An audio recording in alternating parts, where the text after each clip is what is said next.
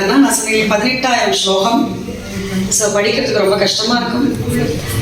பாகவதத்தை நீ சொல்லுன்னு சொல்லிட்ட குருவாயூரப்பன். அப்போ முதல்ல பகவானுடைய பெருமை சொல்லிட்டார், குருவாயூரப்பனோட பெருமை சொல்லிட்டார். பக்தினா என்னன்னு சொன்னார், அஷ்டாங்க யோகத்தை கடைப்பிடிப்பதை பற்றி பேசினார்.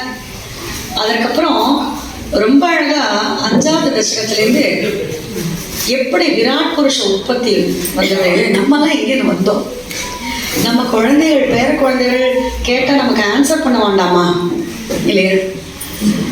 இந்த விராட் புருஷ உற்பத்தி தெரிஞ்சு கொடுத்தோம்னா நமக்கு ரொம்ப அழகாக ஆன்சர் பண்ண முடியும். எப்படி தெரியுமா? எல்லாரும் கேட்குறாளே, என்ன இது இத்தனை சுவாமி உங்களுக்கெல்லாம், இத்தனை கிரந்தங்கள், இத்தனை சுவாமி இவ்வளோ வழிபடுறீங்களே, எங்களுக்கெல்லாம் ஒன்று தானே. ரசிக்க தெரிஞ்சவனுக்கு எல்லாமே ரசனை தான். எல்லாரையும் பக்தி பூர்வமா பார்க்க தெரிந்தவர்களுக்கு எல்லாமே தெய்வம் தான்.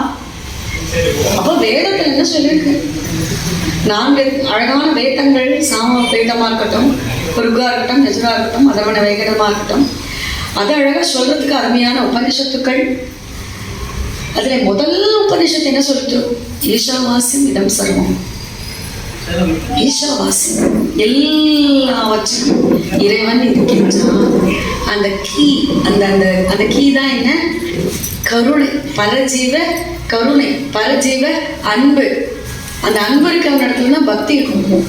அப்போ நம்ம மரத்தை பார்த்தாலும் அம்பாளை தான் பார்க்குறோம், வேப்ப மரத்தை பார்த்தா அம்பாளை தான் பார்க்குறோம், வில்லுக்கு பார்த்தா சிவபெருமானை தான் பார்க்குறோம், துளசி சாட்சாத் ஸ்ரீமன் நாராயணனை தான் பார்க்குறோம். வேற்றுமை இல்லை.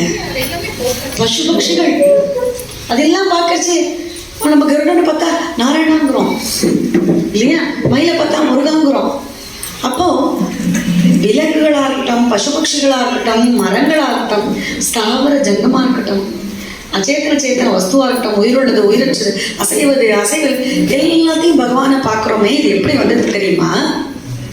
விராட் புருஷனா பகவானை பார்த்ததுனால வந்தது. அந்த விராட் புருஷ உற்பத்தியை சொன்னார் 5வது 6வது தசகம். நம்ம எல்லாம் பகவான் இடத்துலேருந்து வந்தோம், பகவான் இடத்துல தான் இருக்கோம், பகவான் இடத்துலேயே சென்று சேர்ந்தோடும். கான்செப்ட் இதுதான். அப்போ பகவான் எங்க இருக்காரு? பகவான் வெளில இருக்காரா? இல்ல, அந்தர்யாமியாக பகவான் நம்மளே இருக்க. நம்மை படைத்து விட்டு நம்மளே உட்புகுந்த. அதனுடைய என்ன அழகான பிரதிகம் தெரியுமா? யாரையான்னு பார்த்து நம்ம என்ன பண்றோம்? நமஸ்தேகம்.